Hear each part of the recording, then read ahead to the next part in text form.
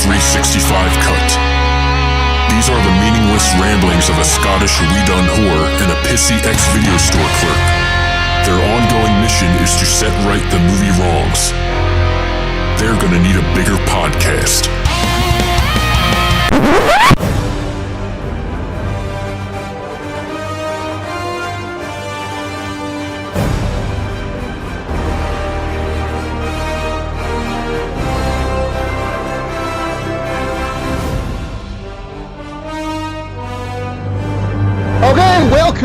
Welcome once again to 365 Flicks Road to Infinity War. This is Thor, and we are joined by, for the returning guest, Andrea Molinari of The Shepherd. Andrea, how are you?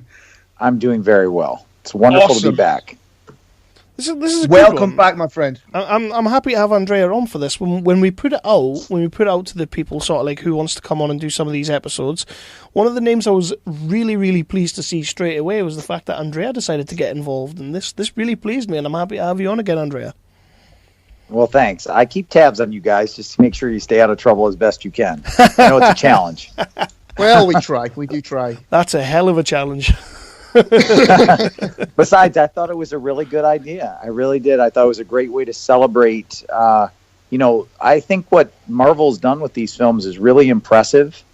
And, it's a great way to kind of celebrate all the accomplishments that they've, achieved with these various films, and to discuss them and kind of, think about where we've been and, where this is all going. So.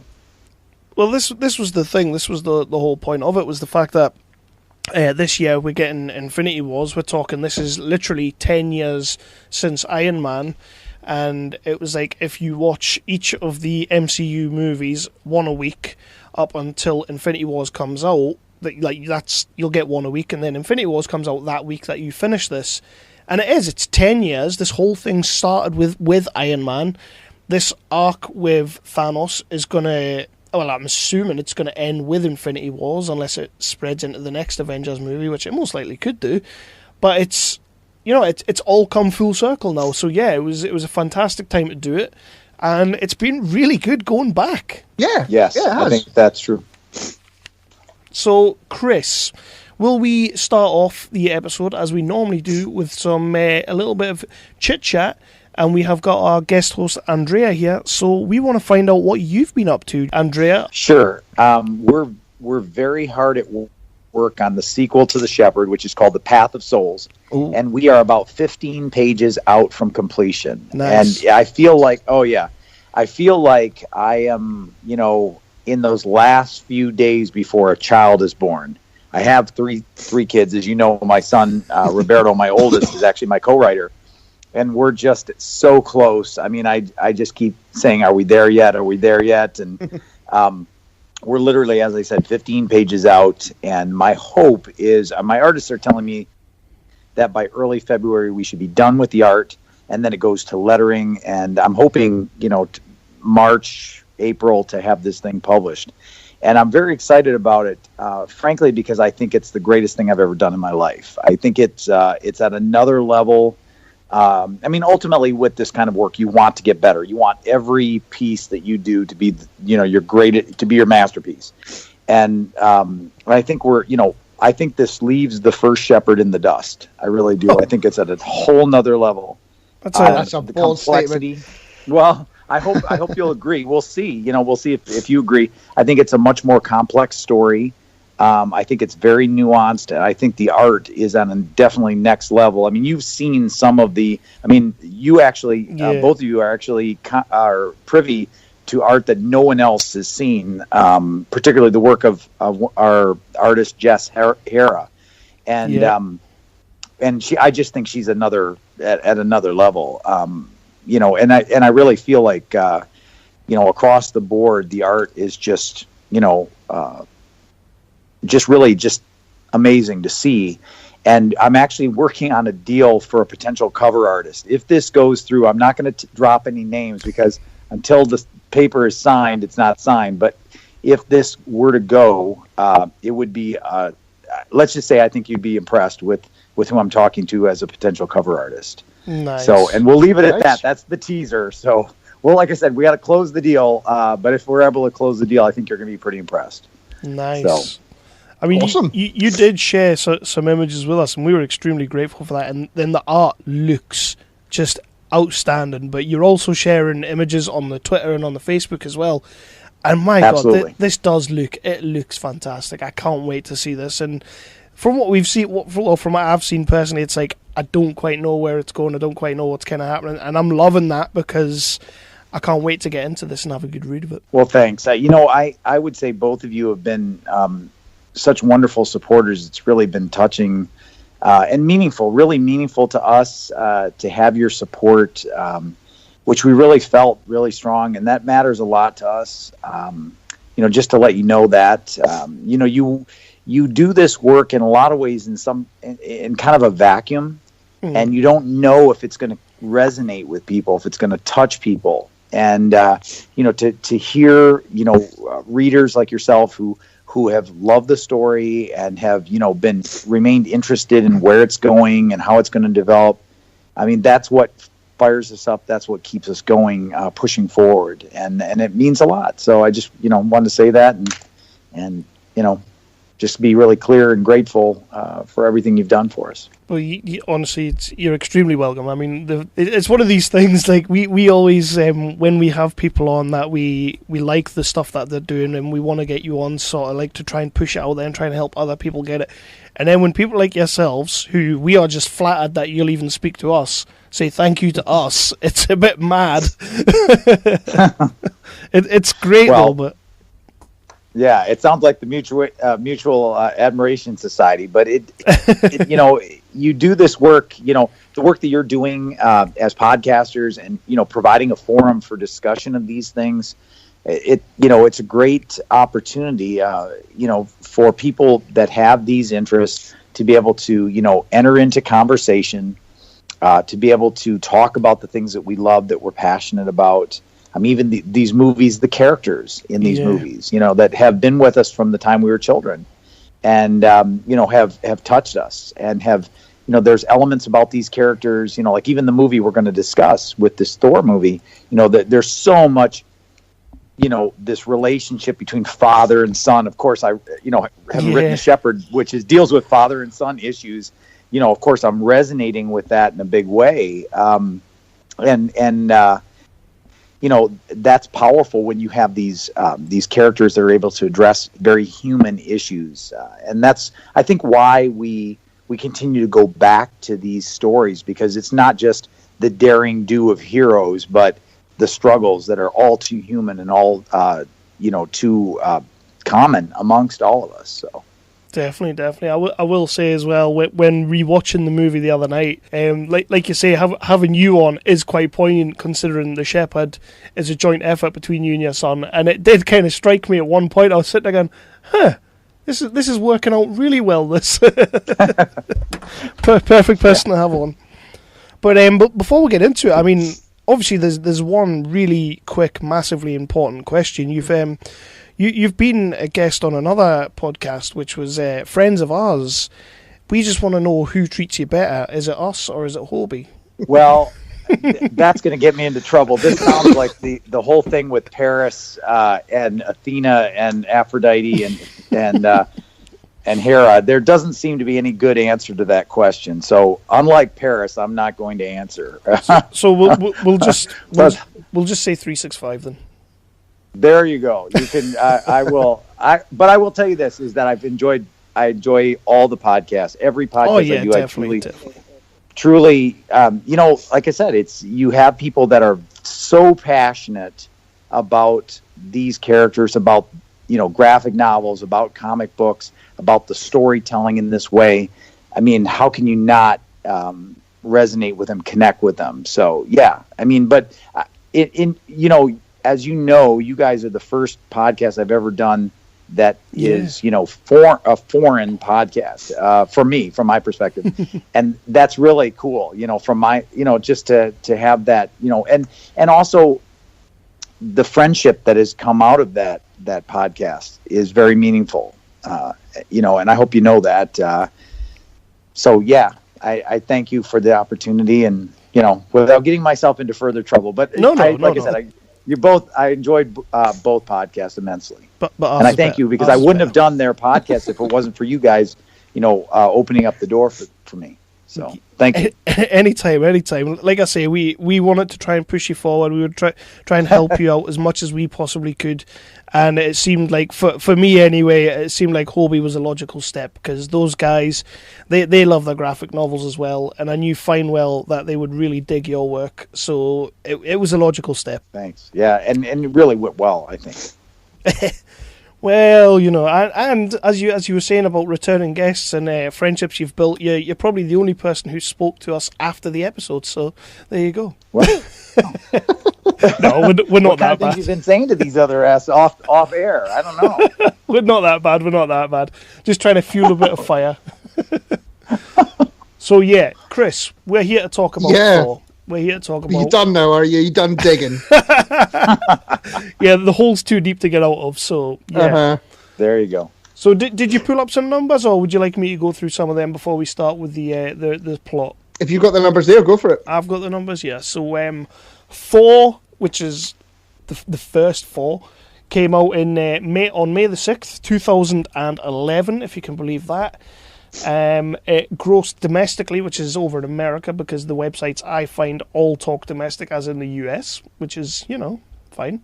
It made 181 million domestically. Worldwide, it made $449 million, which is, again, we keep saying that, I think it was on the last episode we were talking about Iron Man 2, and we're saying, no, it's not a great deal of money, but you know what?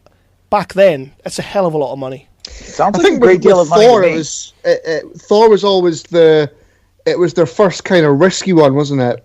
Where they didn't really expect it to set the world on fire, so that kind of money they probably would have been happy with. Oh yeah, they were happy with the return. It was a $150 million budget, so the return is great. Definitely, but yeah, I would say. I know what you're saying, Andrea. Like it is a lot. It's a hell of a lot of money. But when we're talking about like these Marvel movies now, all breaking $1 billion, and then you look back at it and you're like, some of these other movies back in the day couldn't even break half a billion, and it's kind of like it's madness. But you have to put into perspective that was 2011. So correct, and they had to set the table. All the earnings that they have now would not have happened if it wasn't for kind of a tradition, if you will, of excellence of these other movies. Oh, definitely. So, as Chris said, this was quite a risky movie, and they bring out Thor. They get British director Kenneth Branagh, who I actually, strangely enough, completely forgot Kenneth Branagh directed this. I thought that was a magnificent choice myself. Oh yeah, it's inspired really when you look at it. Like there's his past works up until Thor. It was an inspired choice, really. I'm with you there, Andrea. What we like to do is we like to go around the table and. Before we get into it, sort of like, what were your thoughts and feelings? If you can remember back in 2011 when this movie was originally coming out, how did you feel going into Thor? Yeah, I would say I was really excited because I've always loved Thor. I love mythology of all, not just Norse mythology, but mythology in general, the Egyptians, the Greeks, the Romans, Japanese, Chinese, Indian mythology. So to have an opportunity to see how they might treat that, was very exciting for me. And, I just think I've always also liked, Dungeons and Dragons. And so there's a certain element of that, the magic and the mystery that comes with that, the magical weapons, the 9 realms, the different races, that sort of thing. I just find that, wonderful fodder for storytelling, and to see how they would handle that was very exciting for me. So I would say great anticipation for this movie, and as soon as I could get into the theater, I went to see this movie. Excellent. And Chris, can you remember back in 2011? I know you were like, what were you, like 60 back then? Yeah, shut up. I actually didn't see Thor or Captain America until after I'd seen Avengers Assemble. Wow. Yeah. Why? I don't know. I I didn't really. I wasn't really excited for Thor when it first came out, or Captain America. I loved Iron Man and Iron Man 2. Then they were. I knew that they were doing Avengers Assemble, which I was looking forward to. But when it came round to Thor coming out, and obviously like Captain America, was it the following year or later on the same year or something like that? Yeah. I was kind of just meh. I wasn't really all that bothered about it. And then they did such a fantastic job of Avengers Assemble. It was at that point that I went back and said, right, I need to go and see Thor and Cap. So Avengers Assemble was your first introduction to Thor. How does that work? Like, is it just like, oh look, there's another superhero, or? Well, no, I'd read Civil War by then, right, and a couple of other things with Thor in it. So I was aware of. I was aware of the character, so I knew sort of the basics about it, but not a huge deal, which I guess is why I wasn't really all that bothered about seeing the movie. That's interesting. I've not heard that one before. So for myself, this was actually the first movie, Marvel movie, MCU movie. This was the first one I actually went to the cinema to see. Because I'm saying, like, I'd forgotten that Kenneth Branagh directed it, but back in the day when they hired him, it was like, okay, Jon Favreau did an amazing job with the Iron Man movies. Louis Leterrier, I think, did a great job with The Incredible Hulk. People don't like it, they give it shit, but I actually liked it. And then when they said Kenneth Branagh, I was like, Jesus, that's super left field. But then when you look at the source material, when you look at the mythology, it's like, yeah, he's perfect. Who else could have done this? So Thor was actually my first cinema trip for MCU, and I've been just about to everyone since. Missed a couple, but Iron Man 3 will not go there. But yeah, that was my introduction to the MCU. Basically, I mean, obviously I'd seen the other movies, but going to the cinema and getting that full experience, and there's nothing like seeing Asgard on a massive big cinema screen. It just looks gorgeous, and that was the first thing that struck me rewatching it. Was like how epic this film looked on the big screen. And that was really one of my first notes as well. Is just the sheer epicness. And I said that I wasn't bothered about the movie when it came out, when it was initially released in 2011. That's not taking anything away from the movie. That was just me at the time. I wasn't really bothered about the character. That's not taking anything away from the movie, because it's a fantastic movie. And that is one of the first things that strikes you, is just it looks stunning, absolutely stunning. Yeah. The one thing actually that I noticed is I'd actually forgot that it opened up, in sort of Viking times and that. I completely forgot about that. And I don't know which came first, the chicken or the egg, but the big bad in the movie looks just like the Night King from Game of Thrones. Did you notice that? Well, yeah, but yeah. Okay, I'll give you that. It's just a thing. You're talking about Laufey? Yeah. Yeah. I guess I can see that. There's a certain similarity. There is, but is that not just a thing? Is that like... That? I'm not saying anybody's ripped anyone off. I'm just saying it's something I noticed. Well, I think you are. Well, I'm not. You are. But I know what you're saying. So that's it. That's everybody's kind of feelings towards the movie going in at the start. And so what comes next is Chris now goes into the plot. So what can you tell us about this film, Chris? And we'll stop you when we want to talk about something. It's not easy to do what you did. You made my men look like a bunch of minimum wage mall cops. That's hurtful. Would you like to tell me where you received your training? Afghanistan? Chechnya? Who are you?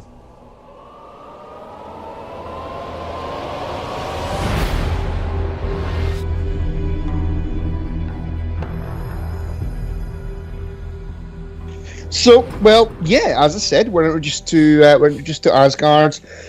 We're kind of introduced to Thor and Loki when they're younger. Then it cuts to grown-up Thor, grown-up Loki. Thor is a bit of a cocky, abrasive cock, basically.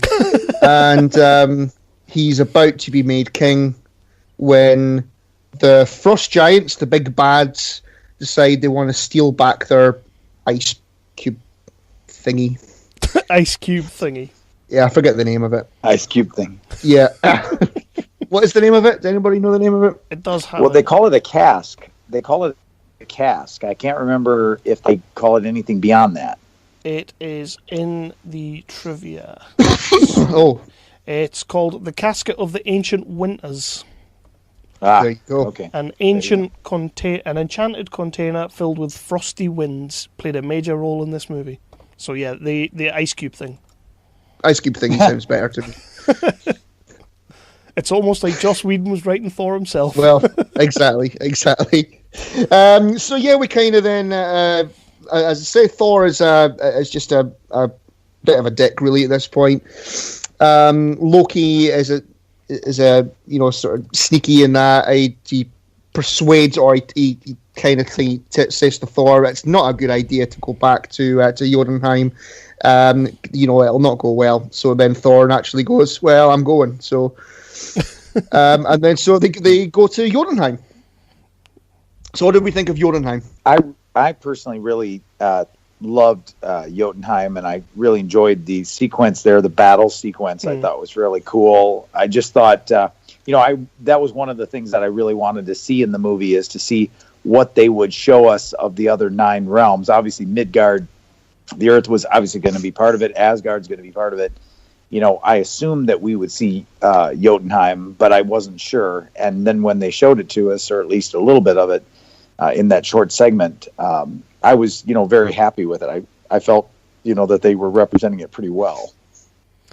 The thing about when you go to Jotunheim as well is that up until this point in the MCU, at this point we've had Iron Man, we've had Incredible Hulk, and we've had Iron Man 2. And then this movie comes out, which is meant to be a grand epic tale, like this huge epic tale. This is the first sort of proper action sequence of the movie, and it's already bigger than anything we've seen in the MCU yet. And it looks Absolutely. great. It completely holds up. Oh, God, yeah. Yeah. I thought the Bifrost Bridge, for example, was just beautiful, what they did with it. Without making it too, too showy. It had a certain believability to it, that, like a plausibility, if you will, for something like that. I thought it was good. I mean, I really liked that, the imagery that they had, just in general, of what we saw of the 9 realms. Plus, it could have easily turned into the thing from Sliders, and I'm glad it didn't. Yeah. Chris doesn't watch Sliders, so Chris doesn't get that reference. I don't know what you're on about. Oh God! Call yourself a film fan or a TV fan.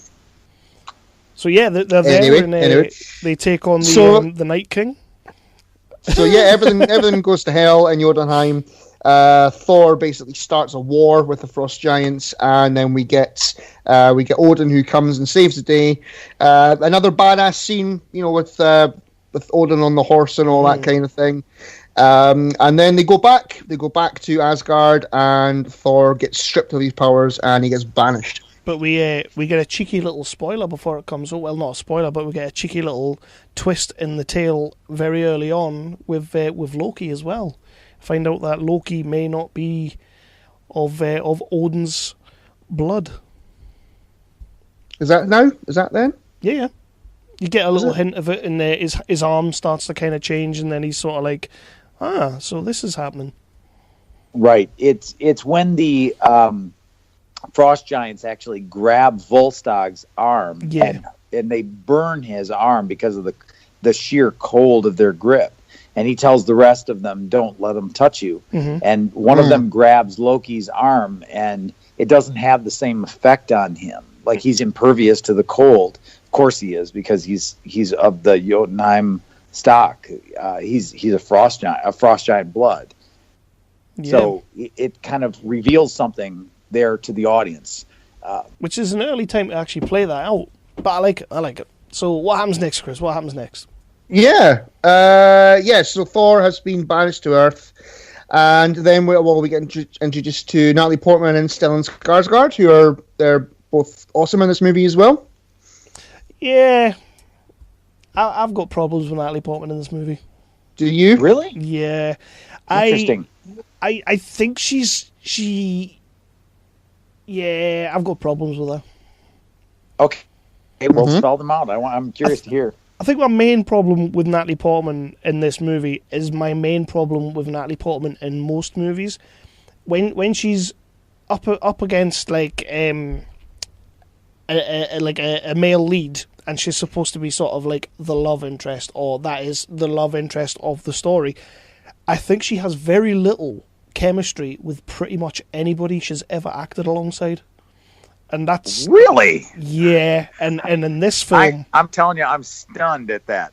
That kiss that she lays on Chris Hemsworth is pure fire. I thought they were going to have sex right there. I'm like, are you kidding me? That's how anybody. I'm blown.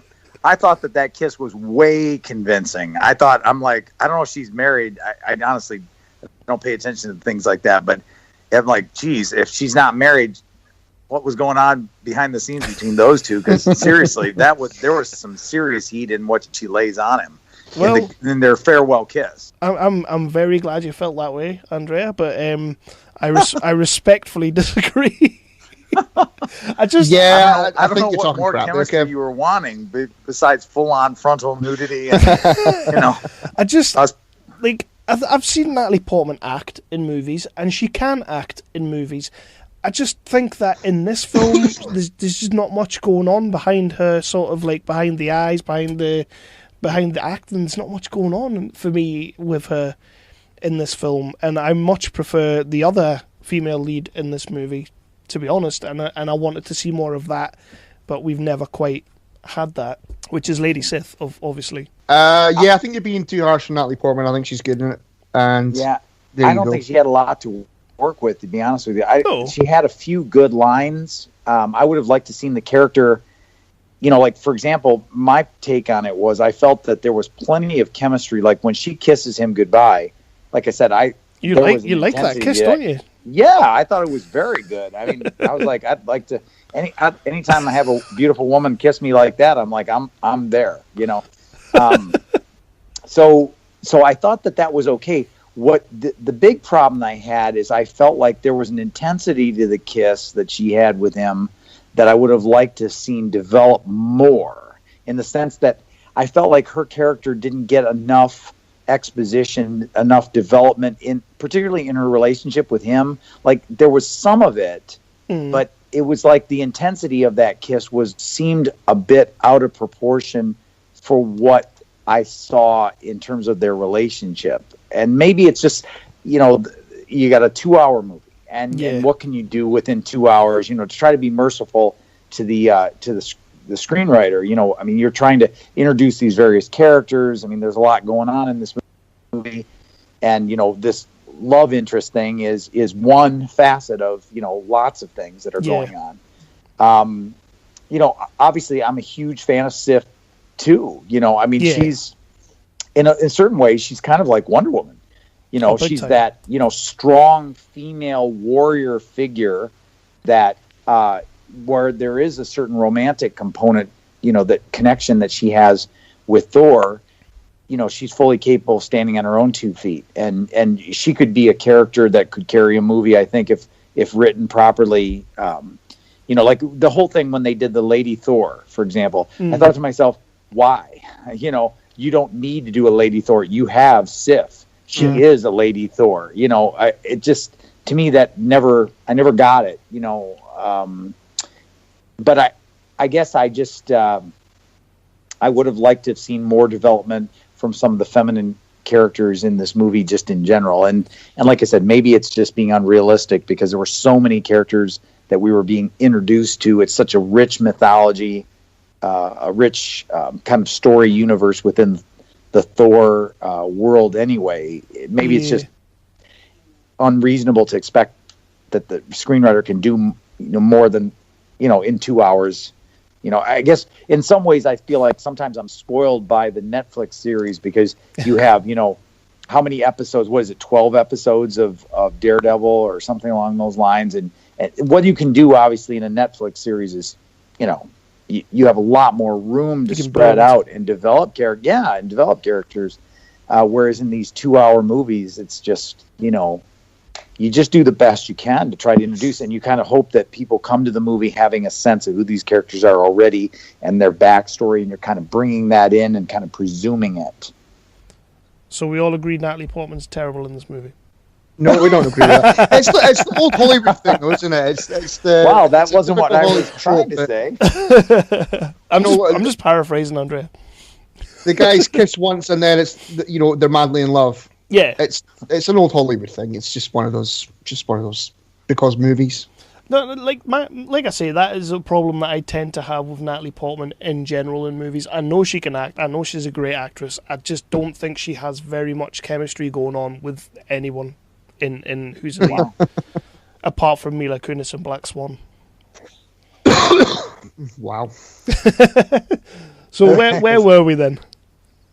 So we're on Earth. Obviously, we've got a lot of storytelling with Thor being stripped of his powers. He's being run over and tasered and all that kind of thing. Some nice comedy moments in there. What do you think of Chris Hemsworth's comedy chops, Kev? Comedy chops? Is that what we're calling them? I mean, I saw the Ghostbusters remake, the all-female Ghostbusters remake, so I know Chris Hemsworth can do comedy, and he does it very well. This is one of those things that is normally, and I know why you threw this to me straight away, this is normally a nitpick of mine. All the comedy, all the laughing. But I think Hemsworth plays this fantastic, this sort of, he's come down to earth, he's not got his powers, he's sort of a fish out of water, and I think he plays it brilliant. I can't really say much else. Wow. That's unexpected. I thought you'd have taken the rage with it and... No. There's the scenes there's the scenes that I know you're supposed to laugh and find it hilarious. When he's in the coffee shop and he smashes the cup on the floor and he's like, another. But that's just fantastic. And when he walks into the pet shop and he's like, I want a horse, is just fantastic. He plays it well. He plays it brilliantly. It's Chris Hemsworth. He kind of, for me, we've not really said it yet, but for me, Chris Hemsworth does actually pretty much embody Thor for me. He's perfect. I'm totally on board with that too. I think that there's a certain chemistry that he has with that part that works really well. I mean, first of all, he was in excellent shape for the movie. I mean, he looked the part physically, and I think that's really important. But he didn't. I mean, he didn't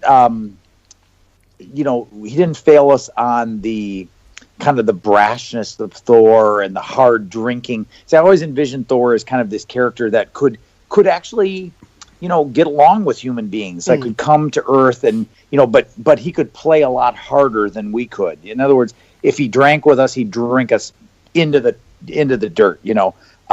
If he was with our women, he would, bet them all. Well, bet them all. and that's just, that kind of power, that kind of presence that the character has. And I think he did that in the movie very well. I mean, like the way that the women react to him. And of course he looks like, so you think to yourself, well, I'm not attracted to men, but if I were, I probably would be attracted to this guy, and the women kind of, it's believable. It comes across that way. And he has this chemistry that, the women are attracted to him. The guys want to hang with him. If that makes any sense. You want to drink with this guy. He's fun to be around. And, he's probably way more than you can handle. He'll probably get you into a bar fight before the evening's done. You just hope that he's going to bail you out, of this whole thing. And I just like that element of the way he portrayed Thor. It is one of those things that it could so easily have been massively over the top, but it's not. He reins it in, and to be fair, sometimes I don't even think he reins it in. I think he just goes for it. But it is the type of role that could be so over the top that it's like I'm not in here. But the way he plays it is phenomenal. I think he's great as Thor, and if that's what he's cast as for the rest of his life, I'd be happy with that. I think they're already talking Thor 4, aren't they? So what was your thoughts on Chris Hemsworth being Thor, Mr. Richardson? Well, as I said before at the start of the episode, I didn't see this movie until after Avengers Assemble. So if he hadn't done a good job as Thor in Avengers Assemble, I wouldn't have seen this movie. Yeah. So that kind of answers that, really. It sort of does, yeah. Yeah, it does. There you go. It's a scene that just kind of sprung to mind there when you're saying, Andrea, about him hanging with us as humans and all that, is when he's saying goodbye to the three of them. And he's like, he says, so long, Jane Foster and all this, so long, Dr. Selvig, so long, Darcy. Is it Darcy? Yeah, Darcy. Yes, and yes. The three of them are just looking at him like, oh, he's my hero. That is exactly how you would respond to him saying goodbye to you. I agree. I mean, he's a very impressive figure, not only physically, but it's hard not to like him. Yeah, definitely. I mean, like I said, he's somebody that, like I said, the women are attracted to him, and the guys want to hang with him, And I think there's a great little scene with Thor and Dr. Selvig, is it? Yep. Yeah. In the bar. Oh yeah. They're having the drink off the Boilermakers. That's great. Yeah. I love that. It's a great little scene. The only critique I have of that scene is that I would have loved to seen. I would have pictured Thor, like if I were Chris Hemsworth, or if I were the director, I would have said, Chris, I need you to slam that beer. Yeah. I need you to just because I want you to give the impression that you do this all the time, and that this beer, as big as this mug is, and it was a big mug of beer.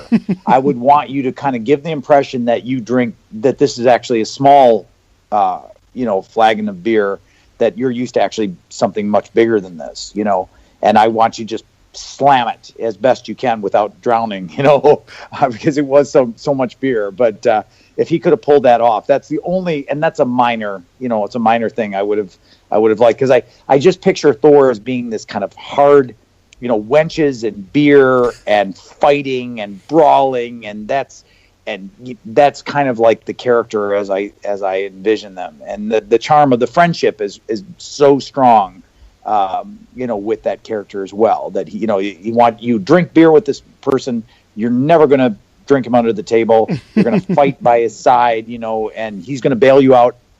He's one of those. Maybe you had somebody like this in your life, or knew people like this, that they kind of give you more confidence you probably should have, that they, you get into these situations and they just have this attitude like, oh yes, we'll handle this. We'll of course, they don't even think twice about it, and you look at it and you're like, what the hell are we doing? We're going to get into real trouble in doing this. And they're like, yeah, whatever, and that's kind of Thor as I imagine Thor. It's kind of what I am to you, isn't it, Chris? Oh yeah, definitely. I'm your confidence guy. Yeah, you're. Oh yeah, absolutely. So basically, he writes checks that that he can't cash. 100%. I write checks. No. There was one time I can remember when we were stood at a bar in Newcastle and we were talking which wrestlers we'd cosplay as. And Kev very kindly said that all I would need to do is put on a Kevin Owens t-shirt. So that's you can't buy that, Andrea. You do look like Kevin Owens, though. I do. Yeah, thank you very much. Okay, so back on Asgard, Odin. Well, first of all, Loki finds out that he is a frost giant, and then Odin goes into Odin's sleep, which I loved. How great is that scene? When it's very, very good. I actually completely forgot about it. I thought, is Odin dead here? What? I totally forgot about that. But Hiddleston, I think in this movie, Hiddleston's great in this film, but up until that point, he's sort of slow playing everything. He's doing his Loki thing. He's being a bit sneaky and all that. But in that scene, when he starts kind of shouting back at Anthony Hopkins, and you're sitting there thinking, dude, that's Anthony Hopkins you're shouting at. Just calm down. Hiddleston's going for it in that scene, and it's brilliant. Yeah, I like the name as well, Odin Sleep. Sounds quite cool. Anyway, so Loki he goes onto the throne at that point. Thor's buddies they start to find out what that something's not quite right here. Back on Earth, Thor finds out that S.H.I.E.L.D. has got the hammer. Agent Coulson's back. Exactly, so he's going to try and break in, and he's still kind of a cocky cock a little bit, and he thinks that all he needs to do is pick up the hammer, then he's Thor again. Yeah. But that is not what happens. No. Then we get introduced to Hawkeye. Yeah, quick cheeky cameo for... again, I forgot that we were introduced to Hawkeye in this film. I remembered he was in it, I just forgot how short a role he had. Right. That's true too. I remember that the way that they introduced him, I thought was really cool, because you see those guns, all the guns that he has, and then it's like he reaches for the gun and then it's a sniper's rifle, and then instead he grabs the bow. Yeah. And at that moment, I realized in the movie who that was, and I was like, oh my God, that's Hawkeye. Because I knew he had worked, obviously, with S.H.I.E.L.D., but I'm like, they're not going to do this. They are going to do this. This is Clint. And when they called him that, I was like, oh, that is so friggin' cool. Because I've always loved that character. I've always been partial to the Archers, Ollie Queen, and Clint Barton. I don't know why, but it's just, there's something about those guys. The idea that they're non-powered characters that go on skill and just balls. And they hang with guys who are gods and super soldiers and monsters, and they hold up their end of the deal. I just love those characters. I've always loved those Archer characters. It's one of those things as well that going forward, and obviously it's movies coming on in a few episodes' time, but going forward, he sort of references that a few times, doesn't he? I think it's especially in Ultron when he's like, it's Ultron, when he's speaking to Wanda in the house, and he goes, "We've got gods going about, and I've got a bow and arrow." It's a great little moment. I should not be here. What am I doing? Yeah. Right. And I think Scarlet Witch has not Scarlet Witch. Black Widow, has a similar line in Avengers Assemble where she. She goes, it's gods and demons, and it's nothing we've ever trained for. Yeah. Right. I love her character as well. I just, I couldn't say enough good about that particular character. One of the movies that I love the best of all of probably I would say my favorite movie of all the MCU movies is The Winter Soldier. Yeah. I just think that movie is just amazing. It depicts... the superhero fighting like Captain America and Black Widow, the way especially when they hit that ship, and they encounter Batroc the Leaper, and the way that they cut through his gang, so to speak. Wow. I mean, that's, that's for the first time on screen, you see what you think real, like superhero, all the action that you see in a superhero comic book, you see it actually come alive on the screen. You're like, wow, that is amazing. That's amazing work. So, I would say that's my favorite MCU movie. Well, there's plenty of people who will be agreeing with you on that one, because it is. Oh yeah, it gets a lot of love. It's an outstanding movie. It is. So, as I said, Thor tries he breaks into the compound, the S.H.I.E.L.D. compound. He tries to take the hammer, but he can't, and then he gets captured. Loki appears while he's all captured in that, and he tells him that Odin is dead, and that his mother is basically just sick of him. Oh, dude, Rene Russo. Yeah, no, bless her. hadn't done a film for like, what was it, 7 or 8 years? She hadn't done a movie for. She comes out with this, and wow. Rene Russo's just looking like Rene Russo looks. Amazing. And she's a badass as well. Yeah. I will be completely honest. Sat watching this the other night. Rene Russo came on the screen. And I was like, no. Totally forgot she was in it. There you go. I'd like to draw attention to that scene where Thor tries to pick up the hammer, because for me now keep in mind my background is theology. Okay, so when I saw that scene, I thought it was very powerful, because remember, he's trying to pick up the hammer. And he's standing in mud, and it's raining. Okay? So it's very dramatic from a visual point of view. And he's trying to pick up that hammer, and he's failing. And then he falls to his knees, he calls out, he screams and calls out.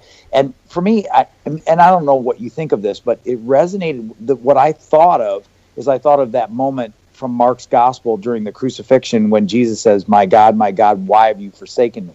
It's that moment where Thor recognizes that Odin has abandoned him and he's alone in this. And just the way he drops to his knees like that, defeated. And that's a moment. I really feel like that, kind of needs to be underlined as a moment of transition for that character, because the brashness, the arrogance dies there when he realizes that he is truly powerless and that his father has quit on him. And that, that sense of abandonment that's so strong. I just thought to myself, my God, really, it's a powerful scene. And even the way that Agent Coulson is looking like, Clint could kill him. Clint could fire an arrow at him and kill him.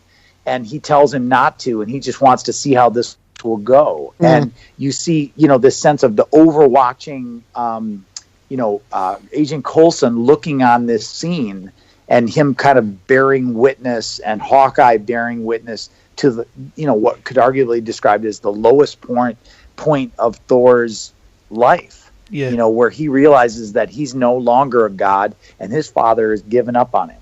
And that is just like, it's very emotional for me. It's very emotional. No, I completely agree with you, because that sort of like, it sets the tone for at least the next half an hour of the movie as well, because he doesn't really get his brash cockiness back, and even when he gets Mjolnir back and kind of becomes Thor again, he's completely changed. I understand what you're saying. Like, that scene completely changes him.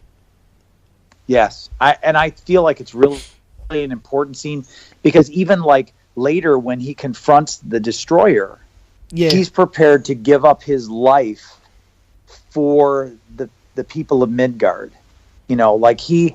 It's okay. It's almost like it's like a good trade for him, if that makes sense. Yeah.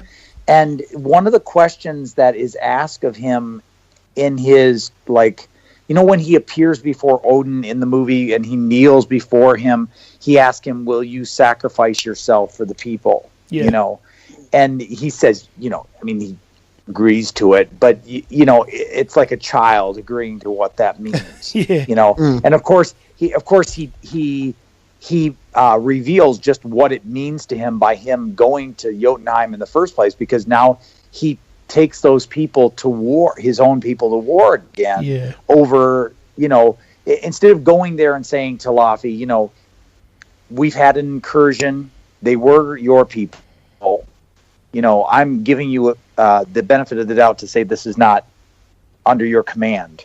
He doesn't come with any diplomacy at all. No, he goes with the intention of destroying. Absolutely. And of course, leading his own people into war again. And of course, we've seen from that first war, where they depict the war of Odin and Laufey, where they're fighting in this huge epic battle. Odin points out that it was very costly, that the battle was very costly for Asgard. And, and Thor's leading these people, his people, into yet another war with Jotunheim is extremely irresponsible. And that's what makes him, that moment when he is prepared to die for the people of Midgard by giving himself up to the Destroyer.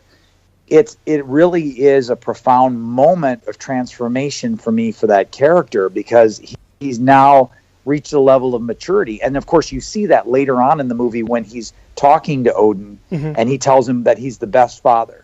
That he is, and that he means it. He really truly means it. And it's like, that's all that Odin has ever really wanted, was to see his son become mature. To realize that, that there are a lot of people counting on him, and that, you can't just make these decisions rashly and not have a tremendous cost. That there has to be, due reflection, that any good leader has to put the good of their people ahead of their own personal feelings. And if they can't do that, then they're not going to be a good leader. And Thor obviously doesn't know that at the beginning, but does come to know that. So it's a profound, kind of transformation of that character. It's really powerful to see that, And as we said earlier, that in a lot of ways, this movie is very much a father-son movie. And not just Thor Odin, but Thor Loki as well, And I mean, I honestly feel, maybe I'm wrong on this, but I think Tom Hiddleston steals this movie. Oh, God, yes. I think his depiction of Loki is profound. I mean, he really, the tears that he sheds, that you mentioned earlier, the conversation that he has with Odin. I mean, it breaks your heart. It really does. It's like the father, he can never be his father's favorite. He wants desperately to be his father's favorite, and he's never going to be his father's favorite.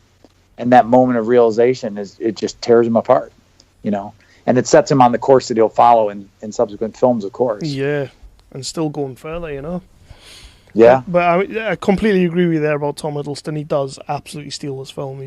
But it's Tom Hiddleston. it's what we've come to know of Tom Hiddleston. He's going to steal any scene he's in. But completely agree with you on that one. So, back on Asgard, Loki goes to Jotunheim and speaks with the Frost Giants, and he agrees to let more Frost Giants in to Asgard, and under the understanding that Odin will be killed. So Thor's allies then decide that, right, that's enough. Idris Elba helps them get to Earth. Idris Elba. What? It's Idris Elba. What? It's Heimdall. Oh, I don't know the fucking names. Jesus Christ, kid. Idris Elba helps them get to Earth so that they can bring Thor back, and then we obviously have the cool moment with the robot attacking the town. Yeah, the big destroyer. That is pretty cool. Yeah, I like that. It is. It's a really cool one. And as well, like earlier on when you get the battle in Jotunheim and you see the Warriors 3 and Lady Sif kind of fighting away, but it's mostly seeing Thor kicking ass in that scene. Whereas this scene, obviously Thor hasn't got his powers, so you're seeing a lot of the Warriors 3 and Lady Sif really going for it. They are great characters. I absolutely love those characters. Yeah, I agree. Yeah, definitely. Perfectly cast as well, and it's a shame Josh Dallas didn't come back for the second one. Okay. He didn't return for the Dark World because he went off to do Once Upon a Time instead, which was a bad choice. But okay. Although you got your own TV show Thor 2. We'll cover that. We'll cover that on a later. Yeah, we will cover that. So yeah, they have a cool, awesome, badass battle in the town. The town's being destroyed. The robot is great. There's a cool little moment where Lady Sif is like on its back. Mm-hmm. Just it swivels round to face her, just like that moment. It's a great moment. And then, well, as we know, everything's lost. All's lost, and Thor gets his mojo back. And then we have a proper badass He-Man-y I have the power moment where the hammer returns to Thor and he's got his powers back. I read a bit of trivia today about Kenneth Branagh when filming that scene. When the Mjolnir comes towards him and you've got the lightning behind him and he's looking all badass like you say. Apparently he took a lot of I'm assuming this will be in the comic book at some point as well, but he took a lot of tips and pointers from Masters of the Universe for that particular scene. Did he really? And that's what the trivia said, but it was IMDb, so they wouldn't lie to us. Yes, they would. No, they wouldn't. But yeah, that is a badass scene. And then one of the bits I like in that, and we're talking about the likes of how he does his comedy chops, and we're talking about how Hiddleston steals most of his scenes. But as we're saying that Thor's going through a transition of character at this point, when he's talking to Loki through the Destroyer, Chris Hemsworth really, really taps into something for that scene for me, and that's kind of like the realization of, right, this is who I am, this is who I need to be, and it's a great little scene. I just wanted to touch on because Chris Hemsworth looks good, acts well, but for the most part he doesn't get meaty sort of dialogue, and in that scene he gets some really meaty dialogue, so it was nice to see. Thor now knows that Odin is alive. Loki is a wrong'un, and so he knows that he's got to go back to Asgard to stop Loki, and he schemes. He says goodbye to everyone, as we said earlier on. Yeah. And he goes back to Asgard to face Loki. Yeah, and well, that's it. I mean, that's like the climax of the film. We've got an amazing, absolutely amazing final showdown battle between Thor and Loki. Possibly one of the best, one-on-one fight things in the MCU, I would say. It's up there. I think the imagery, the way they film it, is very powerful. That whole clash, of course, between Loki and Thor, the kind of love-hate relationship that they have with each other, because it's a very complicated relationship, I think, with those two characters. I don't think Loki hates Thor, but yet he does hate Thor, if that makes any sense. I don't know even how to express that. It's like he wants to kind of humiliate Thor, but at the same time, it's like there's a part of him that still loves him.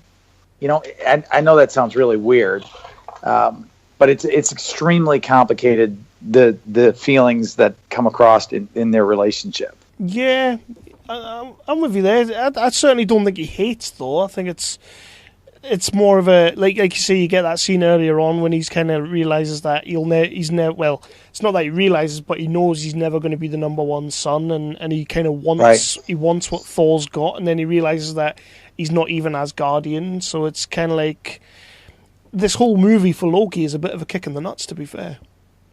True. Yeah.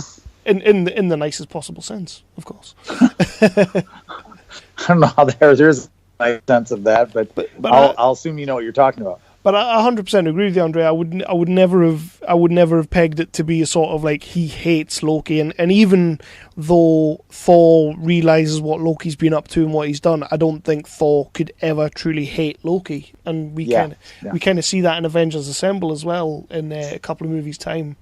Well, that's the first thing Thor does when he comes to Earth, is he tries to say to Loki, "Look, stop, enough, stop it." Even at the end of the movie, he's saying, "Stop this." They're just a couple of petulant siblings. Exactly. But I think that's why it is a good showdown between the two, is because it's not good versus evil. It's not black versus white. It's it's complicated, and they've got a complicated relationship, and it's not hatred as you guys say. It's it's brother versus brother, which you can't go wrong with that, really. No, of course you can't. And it sort of it ups the stakes. One of the things we've said in the last few episodes when we've been doing this is that it's sort of like it is goodie versus baddie, if you know what I mean. But this does, because it's so personal, you kind of get a little bit of that in Iron Man with Whiplash, but it's not the same. This is like deeply, deeply personal, which makes that final battle just amazing.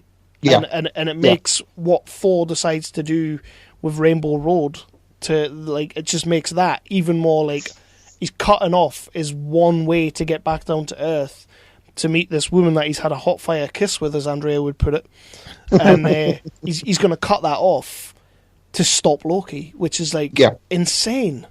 But again, that's sort of the as Andrea was saying before, the evolution of the character of Thor in the movie, because Thor at the start of this movie wouldn't have done that, but Thor, after everything that's happened to him, and he's lost all hope, and he's got his power back and all that again, and he's find out who he is. But Thor is willing to make a sacrifice now, which is what it's all about.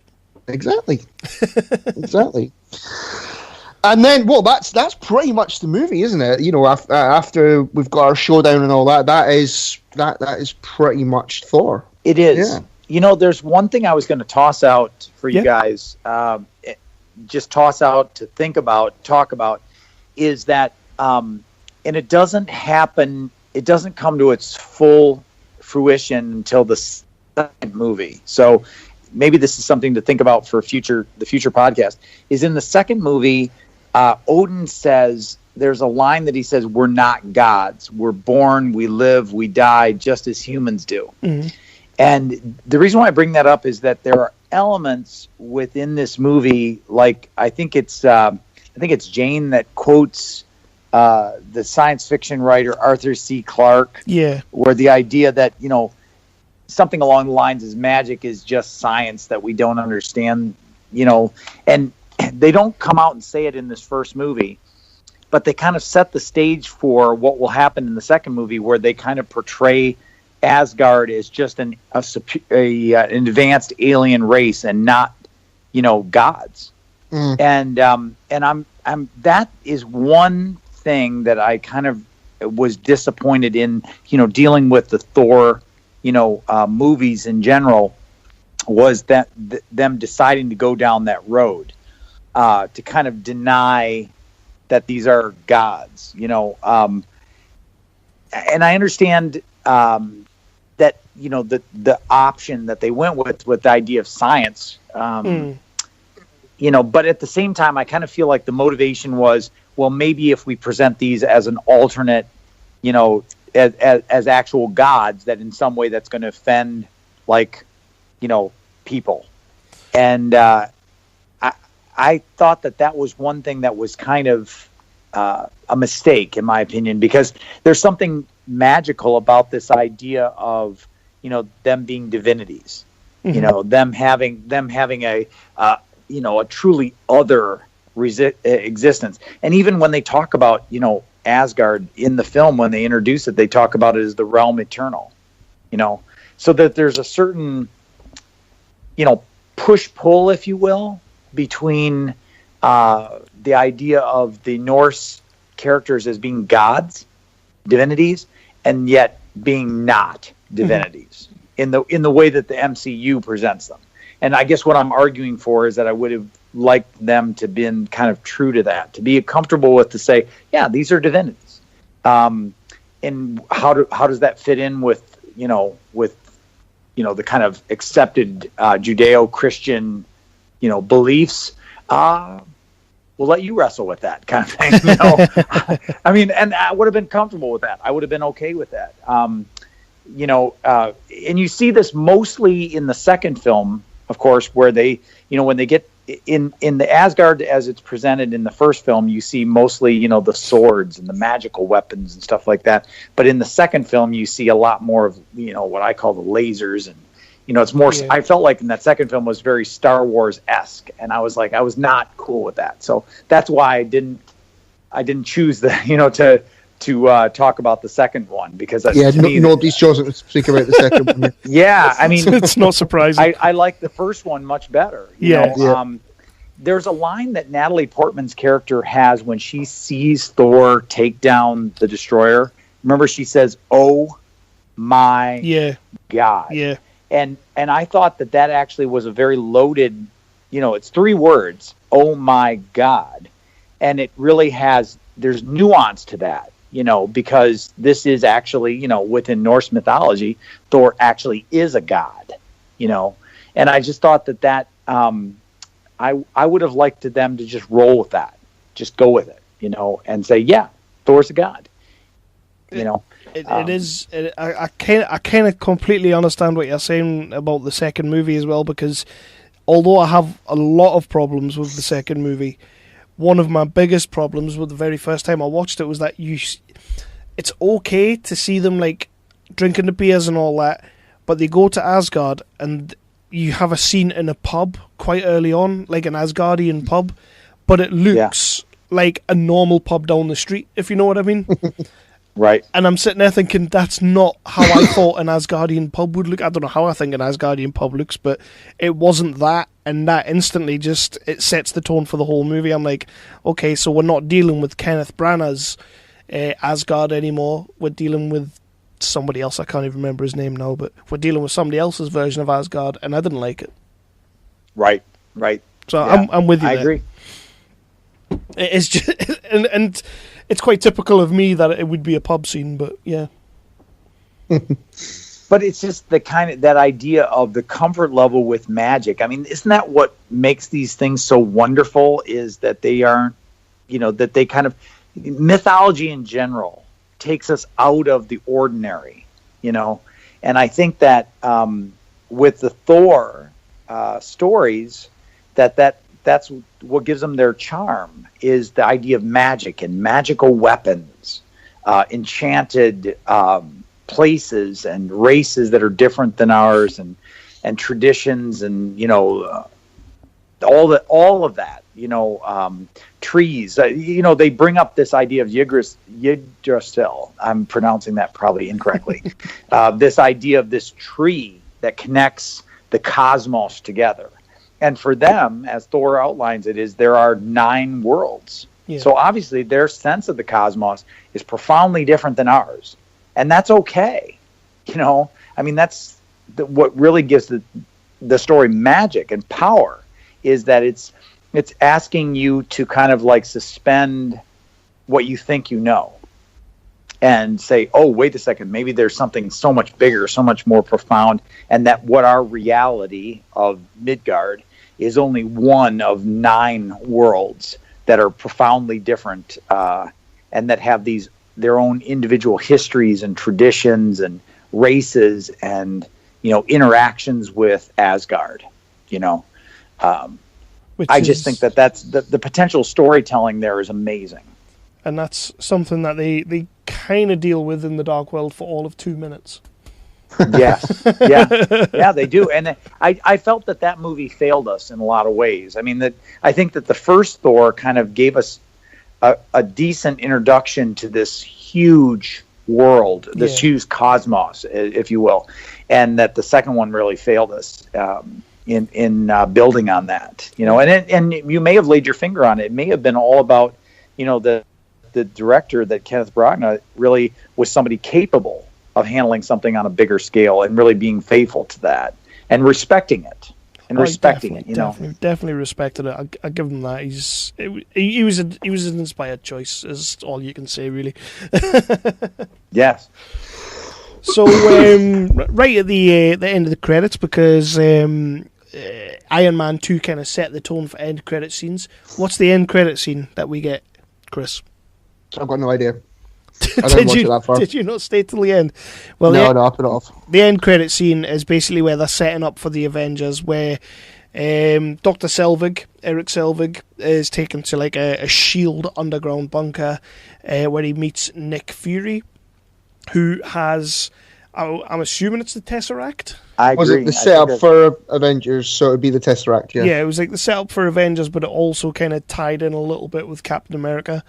And he's looking at it and he's like, oh, this is interesting. And you look in the window and there's Loki mind controlling Dr. Selvig, which totally sets up the Avengers, which is awesome. I can't say I've ever seen that before. That's why we're rewatching and you're supposed to stay till the end. That's stupid, because that's not how Avengers Assemble starts. Avengers Assemble starts with Loki taking over Selvig with the spear. So why would he? He's not mind controlling with the spear type thing. He's just sort of stood in the mirror and he says something and then Dr. Selvig repeats it. Oh. Yeah, I don't like that. Just Loki before he had his Loki pokey stick. Yeah, I don't like that.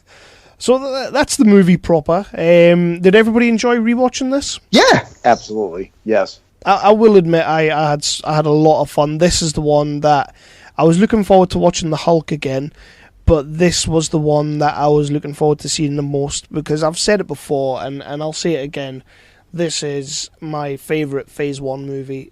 It's definitely, of Phase 1, it's the best movie. It's so well done. Directing wise, it's just phenomenal. It's a great film, just not Natalie Portman. Poor Natalie, she just can't win with you. No, well, she was great in Leon. I'll give her that.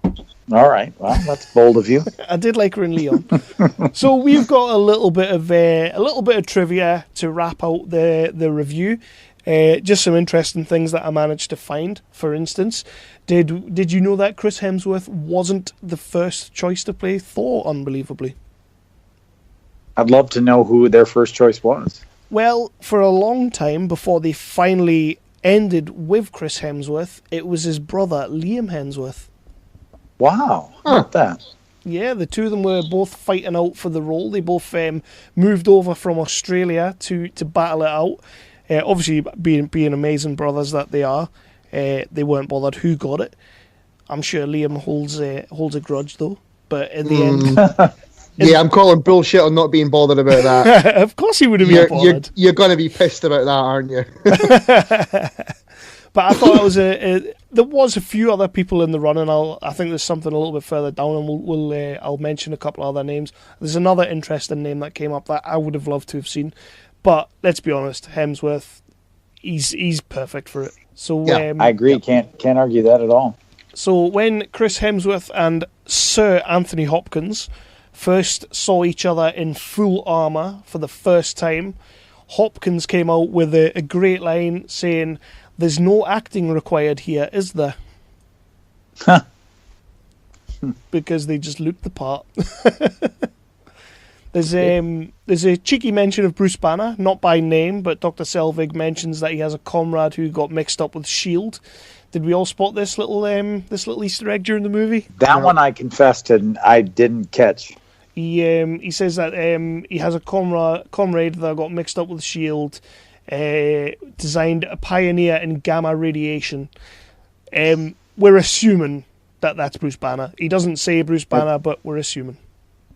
Sure. I mean, who else? Gotta be. Who else is it going to be? Tom Hiddleston learned he was going to be in the film while he was in a pub. Don't know why that's nice. Don't know why that's in the trivia section, but it is. We have got in the chambers where the what were we calling it? The ice casket, the ice cube. The ice cube. Did we spot any other little things in that chamber? I was looking for the Infinity Gauntlet, but I don't think that was in there. The Infinity Gauntlet is in there, yep. Is it? Oh, yep. There you go. So you have the Tablet of Life and Time, which is a slab that can extend one's lifetime. Right. The Eye of Agamotto, which played a major part in Doctor Strange, as we know going forward. We'll get there sure. in a few films' time. The Warlock's Eye, the Eternal Flame, and the Casket of the Ancient Winters, not the Ice Cube. Wow. Ice thingy. Ice thingy. Ice thingy. To be technical. Jamie Alexander, Lady Sif, she served on a wrestling team. Yeah, there's some nice little trivia for you. She was a wrestler. Wow. Yeah. I could see that. I would have liked to have been matched up against her. I bet I'd lose on purpose. I'd be like, you win. Go ahead and pin me. You just take that pin, would you? Absolutely. So without hesitation. To prepare for the role of this one, I totally understand. I can see it. To prepare for the role of Fandral, Josh Dallas drew inspiration from the renowned swashbuckler Errol Flynn. Yeah, you can see that. Yeah. Yes. Yeah. Absolutely. Interestingly enough, the comic characterization of Fandral was also based on Errol Flynn. That I did not know. I'm a huge fan of the Errol Flynn movies, Captain Blood, Robin Hood. They died with their boots on. Then that just that come to mind. But I love his movies. Yeah, I mean he was. Yeah, okay. I could totally see that. Didn't know it though. Oh, he plays it. He plays it well. So the other name of the actor who I would like to have seen, and Chris, you may have been interested in this one, Alexander Skarsgård. So Stellan Skarsgård's son, Eric Northman from True Blood. Yeah. Yes. He was in the running to play Thor. Wow. I could see that. I could probably see that. I thought it was a good choice, and when I read it, I was like, I would have been interested in seeing that, but again, I'm not going to take anything away from Chris Hemsworth. Would you like to know some of the other names that were banded around to start off with? Triple H. Has to be Triple H. Triple H is in there. Oh, good. Bless him. So, Brad Pitt. Wow. Oh. But let's be honest, was he not also rumoured for Iron Man at one point? I'm sure we covered that. Tom Cruise was rumoured for Iron Man. Channing Tatum. No. Paul Levesque, so Triple H. Mm-hmm. Hunter Hearst Helms. I would have watched that. Yeah, I would have watched that. Daniel Craig, Charlie Hunnam, Tom Hiddleston at one point was in the running. Daniel Craig, I could see that. Yeah, No, not for me. No. All right. Alexander Skarsgård, Liam Hemsworth, and Joel Kinnaman. Oh, God, no. We're not fans of Joel Kinnaman on the No. 365 Flicks podcast, are we? No, we are not. And Which one's he again? He's the one that looks like Jai Courtney. All right, okay. And every other... And Sam Worthington. every other generic faced actor you could find. Just, yeah. But yeah, that's pretty much it for the trivia. Some good ones, some not so good ones. But this one, and I was leaving this till last because it's a bit of a spoiler for the next movie we're about to do. But the Norwegian village in the flashback at the start of the movie is the same village that the Red Skull invades to steal the Tesseract in Captain America. Wow. Well, there you go. So there you That's go. good. And that's some good... I noticed that in the Winter Soldier, I can't remember the name of the gentleman. He's a member of S.H.I.E.L.D. that is actually in bed with Hydra. Yeah, he's in that movie Thor. Agent Sidwell. Sidwell, yeah.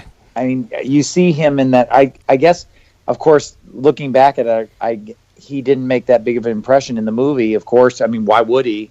It's only until you realize that he's actually Hydra, and that's revealed in the Winter Soldier. He's undercover.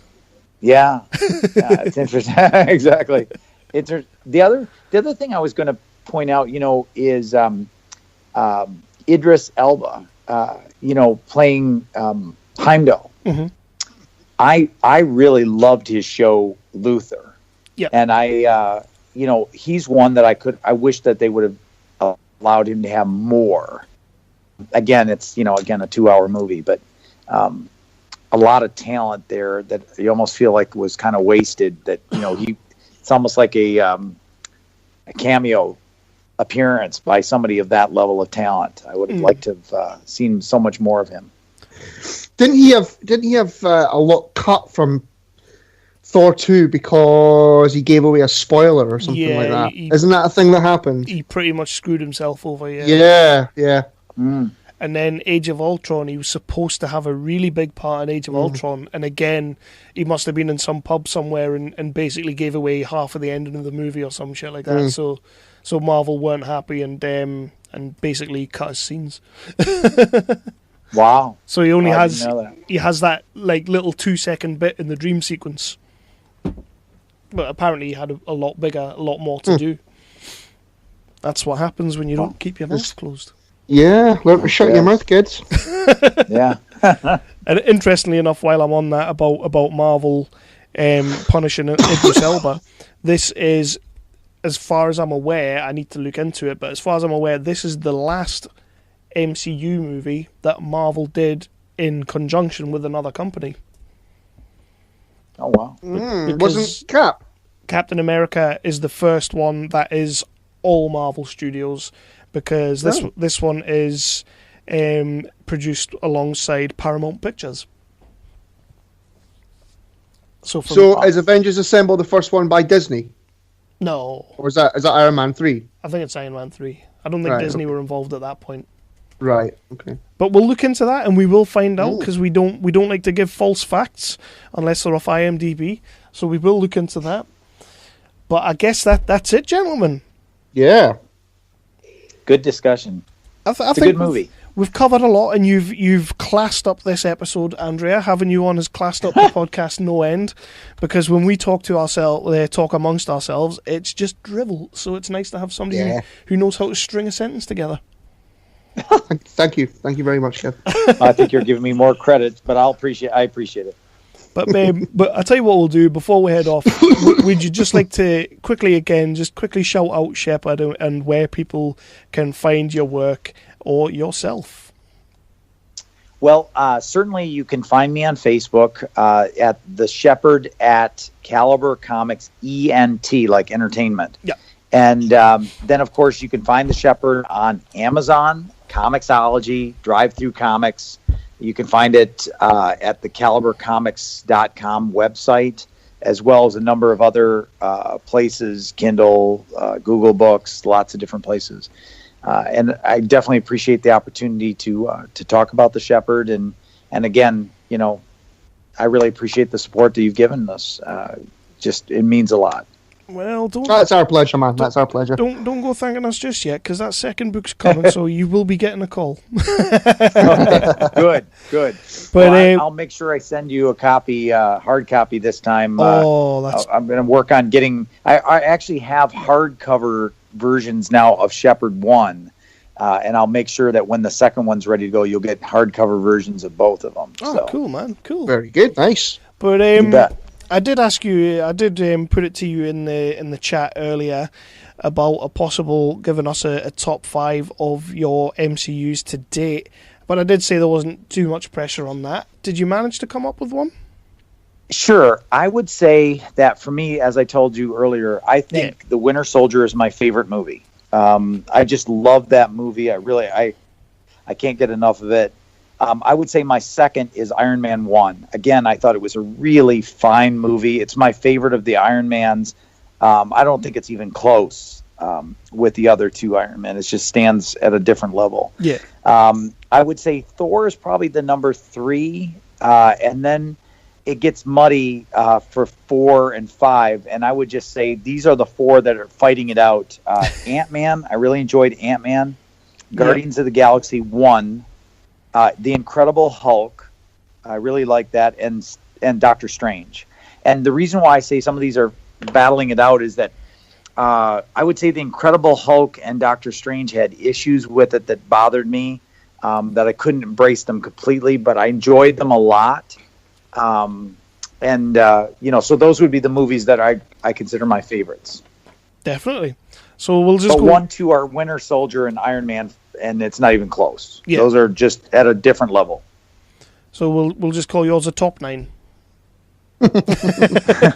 There you go. Exactly. What we're doing is, because I didn't explain it properly to you, what we're doing is when the guest hosts come on, we're going to compile the top 5s, and we're going to, at the end of the whole franchise, when we get to the end of it, we're going to see what kind of came where, and we'll have like a 365 and guests top 5 of the MCU at the end. Sure. Chris is going to write up a fantastic little spreadsheet apparently, and it's all going to be gravy. Great. So with that, just for curiosity, what would you say is each of your favorite, like the first top 5, or even the best one, the one that you like the best? We've not done ours yet, have we? I actually did mine for Iron Man 2 and we forgot to do it. Oh, well, do you want to do yours now then? Would you like to know mine now? Go on, hopefully then. I've still got... Wait a minute. And I'll save mine for another episode. Okay, alright. Right, He's saving himself. I am. Number 5 Yep. is Civil War. Okay. Wow. I think Civil War is a fantastic movie. I think I know that there's a lot of comparisons that aren't there to the graphic novel, but I think if you kind of let that go a little bit, there's still a hell of a lot in the movie, and it's also the first movie that we get introduced to Spider-Man as well. Well, I think I know what your number one's going to be then. Do you? Okay. So number 4, I am going to go with Winter Soldier. Wow. Okay, what? I like that. You like that? Controversial. Okay.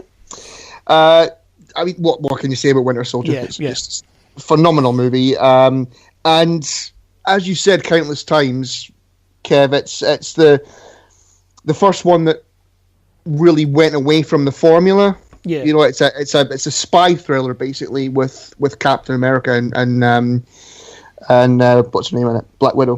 What's her name? I forgot the name. Shush. And the Falcon too. Yeah. Number 3, Spider-Man: Homecoming. For obvious reasons, Spider-Man. I think that it's the best version of Spider-Man that we have seen on screen. Michael Keaton is fantastic in the film.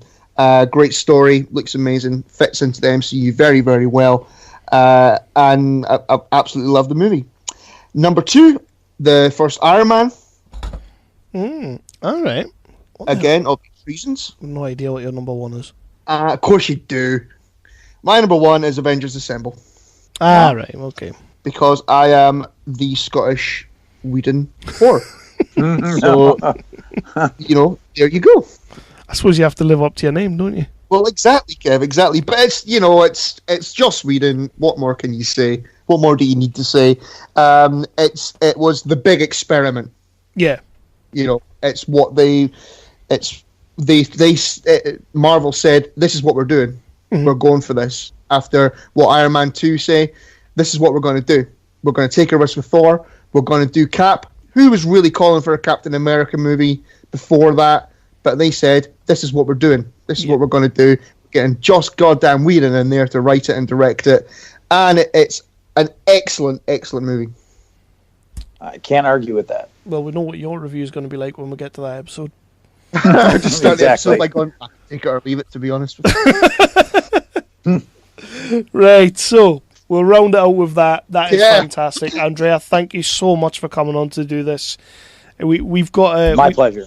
We've got a great list of people coming on these episodes, but all honesty, when I saw you wanted to come on and do an episode, and then when I saw which one you said straight away, I was like, that is perfect. Let's do it. Thank you. It was a great deal of fun for me to do, and definitely made my day. Excellent. Because you've not had a great day, so it's nice to end on a high. Absolutely. I don't think anybody's ever said that about 365 Podcast. Sure they have. I ended my day on a high with them. And come back next time for what's next, Chris? Captain America, the first Avenger. With apparently it's Jim and Eric that are coming on if we can ever figure that one out. But yeah, and then the big one, and then the big one, and then that's probably where we'll end it. Yeah, we'll get bored by then. But again, we cannot thank you enough, Andrea. Thank you so much for coming on. Yeah, thank you, my man. That was awesome. You got it. And we can't wait to see this book. Oh yeah.